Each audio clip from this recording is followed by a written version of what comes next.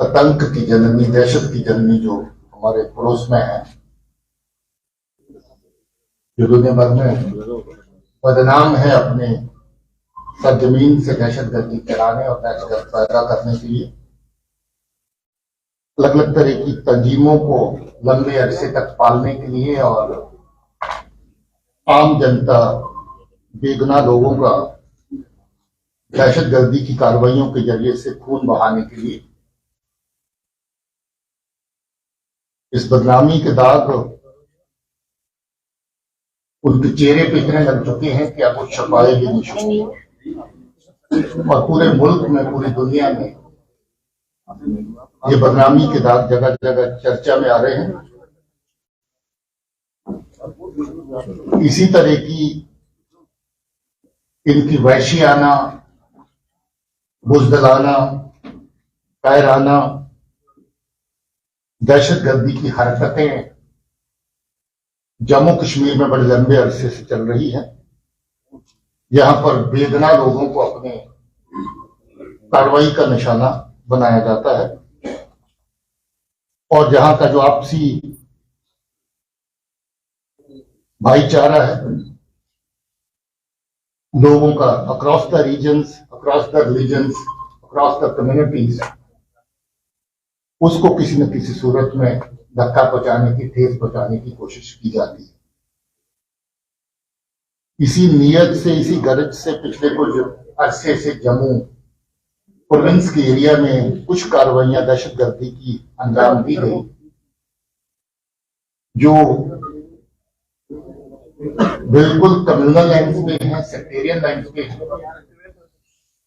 और साथ ही साथ ये भी मकसद रखती हैं कि जम्मू में दम तोड़ चुकी जो दहशतगर्दी है उसको फिर से किसी तरीके से रिवाइव किया जाए, उसको फिर से जिंदा किया जाए। कल डीआईजी राजौरी पुंछ रेंज ने, जो वहां की पुलिस की एक बड़ी कामयाबी रही, जो आईडी वहां पर जगह जगह पर लगाने का इनका मंसूबा था, उसको नाकाम किया गया। उसमें 3 लोगों की टुकड़ी जो पार बैठे दहशतगर्दी के आका, उनके इशारों पर राजौरी के एरिया को और कुछ जगहों पे आईडीज लगा के निशाना बनाना चाहती थी। डांगरी के इंसिडेंट के बाद वो पूरे का पूरा ग्रुप पकड़ा गया। उसके बारे में तफसील, डिटेल कल आप लोगों को मिल चुकी है। आज हम जम्मू के नरवाल में जो 2 आईडी ब्लास्ट 21 जनवरी को हुए थे, उसकी डिटेल आपके साथ साझा करने के लिए आए हैं। मैं सबसे पहले जम्मू पुलिस को, एसएसपी जम्मू, उनकी टीम को, एसपी साउथ, डीएसपी साहबान और एसएचओ और बाकी टीम के लोग जो हमारे पीछे खड़े हैं, उनको शाबाशी देना चाहता हूं, मुबारक देना चाहता हूं कि उन्होंने बहुत ही मेहनत के साथ इस केस को वर्कआउट किया है और इस दहशतगर्दी की साजिश के पीछे कौन लोग शामिल थे उनको बेनकाब किया है। आप जानते हैं 21 जनवरी को रात को जो 2 बॉम्ब लगाए गए, 20 की रात को, जो 21 की सुबह फटे। रात को 7:30 बजे के आसपास पहला और फिर उसके बाद दूसरा, और दोनों आईडीज के बीच में 20 मिनट का वक्फा इस तरीके से रखा गया कि जब पुलिस के लोग, सिक्योरिटी फोर्सेस के लोग वहां पर इमीडिएटली रश करते हैं, पहुंचते हैं, तो उनका बड़े से बड़ा नुकसान किया जा सके। और पहले में जब दुकानें खुले, लोग जो दुकानदार आसपास अपना काम कारोबार करने वाले हैं, उनको नुकसान पहुंचाया जाए।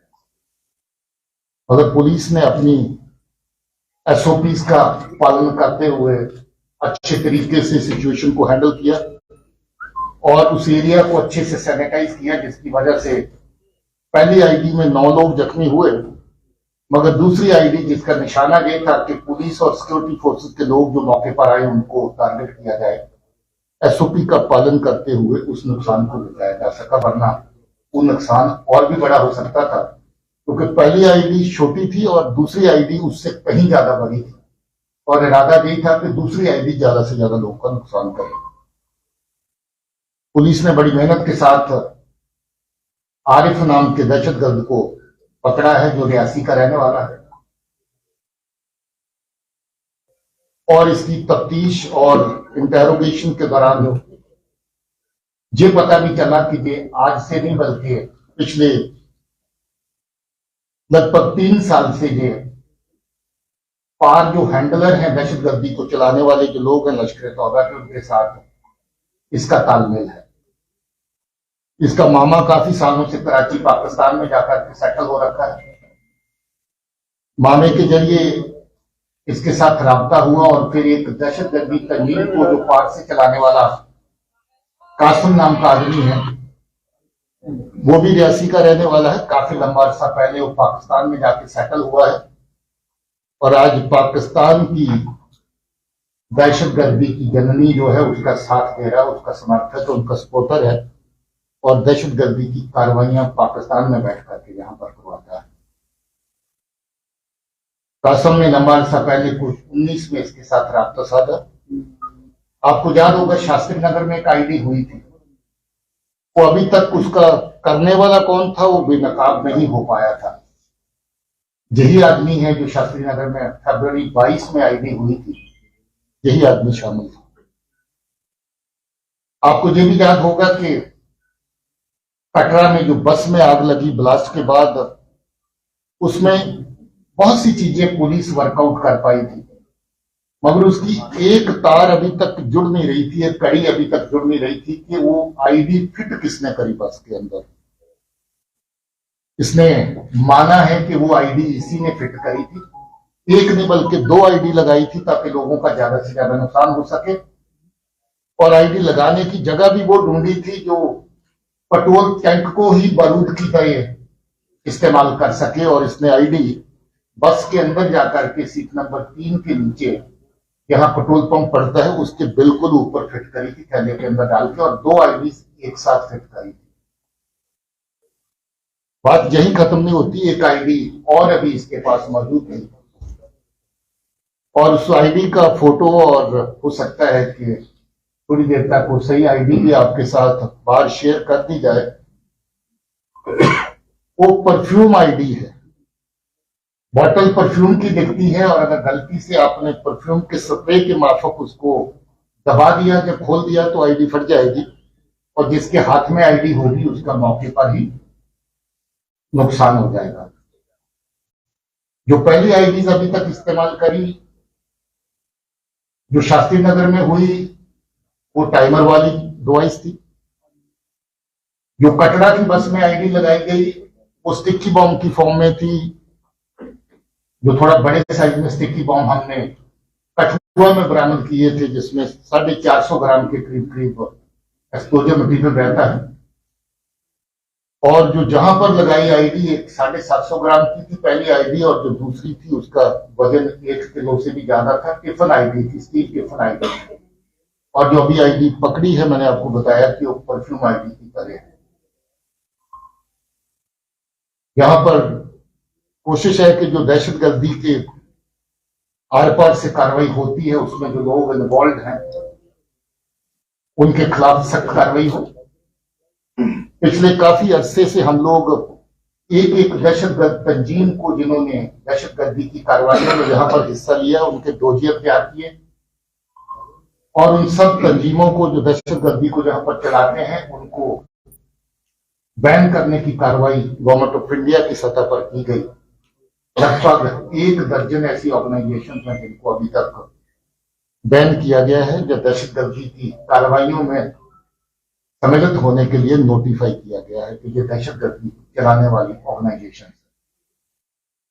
और ऐसे ही लोग जो इनफरादी तौर पे, इंडिविजुअल तौर पे दहशतगर्दी की कार्रवाइयों में शामिल हैं, 22 के करीब पिछले 2 साल के अंदर ऐसे लोग नोटिफाई किए गए हैं एज टेररिस्ट। वो कार्रवाई भी बराबर जारी है और उस कार्रवाई को भी आगे जिंदा रखा जाएगा। इसमें हैरत की बात यह है कि ये दहशतगर्दी की कार्रवाई आरिफ जो कर रहा है ये सरकारी मुलाजिम भी है। 2010 में रहबर तलीम में भर्ती हुआ था, 2016 में रेगुलर टीचर बना, सरकार की तनख्वाह भी ले रहा है, सरकार के टुकड़ों पे पल भी रहा है, और साथ ही साथ कुछ और टुकड़ों के लिए अपने लोगों को नुकसान भी पहुंचा रहा है। पता चला कि इसको पहली आईडी लगाने और फोड़ने के बाद कुछ नगद रकम मिली थी। कटरा की आईडी लगाने के बाद भी इसको कुछ रकम दी गई थी और अभी जे आईडी लगाने में भी इसको ऐसा ही फायदा दिया गया। अब ये देखिए कि किस हद तक ये चीज एक एक चंद टुकड़ों के लिए लोगों की जान के साथ खिलवाड़ करना, लोगों का नुकसान पहुंचाना, ये सही लगता है। मगर शर्म की बात है इसके लिए कि ये दहशतगर्द सरकारी मुलाजिम भी है। अब इसकी मुलाजिमत तो जाएगी, इस केस में भी इसको अंजाम जो है भुगतना पड़ेगा। आज आपको मनाने के लिए हम लोगों ने इस हादसे में जो लोग जख्मी हुए थे उनको भी लाया है, तो आप इस प्रेशर के बाद उनके साथ मुलाकात भी कर सकते हैं कि उनके जज्बात, उनकी फीलिंग क्या है। और हम चाहते भी थे कि उनको जब इंसाफ मिले तो उनको पता चले कि जम्मू कश्मीर पुलिस जो है वो उनके लिए कितनी ये जरूरी था कि इस केस को वर्कआउट किया जाए। मैं इस टीम को अच्छे से गाइड करने के लिए, इस टीम को दिन रात जो मेहनत कर रही थी, इसको पल पल इनका हैंड होल्डिंग और उनकी सपोर्ट करने के लिए जो सीनियर ऑफिसर हैं, डीआईजी रेंज हैं, एडीजी जम्मू है मुकेश साहब, इनको भी मुबारकबाद देना चाहता हूँ, कॉम्प्लीमेंट करना चाहता हूँ। बहुत तकड़े टीम वर्क का नतीजा है कि जो केस वर्कआउट हो पाया, वरना ये केस इसलिए भी मुश्किल था, इस बंदे ने अपने कपड़े तक जला दिए, कोई एविडेंस इसने छोड़ा नहीं। जूते भी जला दिए जो पहन के गया था, कपड़े जला दिए जो पहना था, फोन अपना तोड़फोड़ करके आग लगा के उसको जला दिया। ये चाहता ही नहीं था कि कुछ सुराग वहां पर बचे। मगर जो जम्मू पुलिस की जो टीम लगी हुई थी, उसकी काबिलियत है, उनकी मेहनत है, उन्होंने छोटे मोटे हर एविडेंस को खंगाल करके, हर छोटी मोटी लीड को आगे बढ़ा करके पहुंचते पहुंचते इस तक पहुंचे और इसको आखिर पकड़ा।